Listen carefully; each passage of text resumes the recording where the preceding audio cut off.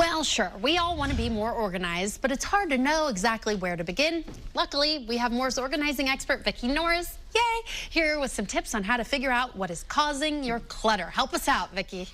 Well, Steph, you know, I always tell people I'm not just a professional organizer. I'm Nancy Drew, the girl detective.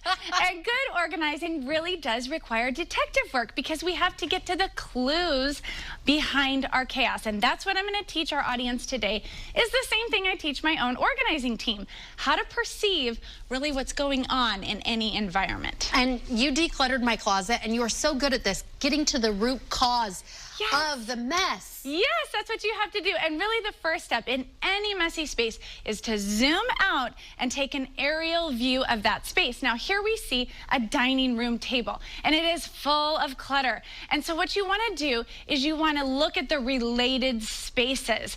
You want to find out not only what is landing, but why it's landing there. For instance, if paper's on your dining room table, maybe that means you don't have good systems set up in your home office for paper management. So zooming out will help you to take that first step.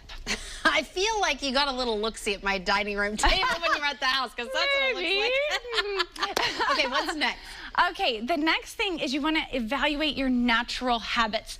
Now, what we see in this kitchen is sort of this grab and dash lifestyle, people pulling things out and not putting them away. Now, a lot of people fall victim to that, but the problem is combine that with too much stuff in general, and you end up with a recipe for clogged counters. So good detective work is really about turning the magnifying glass on yourself and looking at those habits that might be causing the clutter.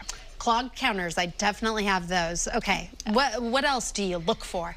Okay, so also what we look for in any space is the unique user of that space. We have to understand how each person functions. And at this desk, what we can see is that this user is actually intensely visual. That's why we see things posted on the cubicle walls.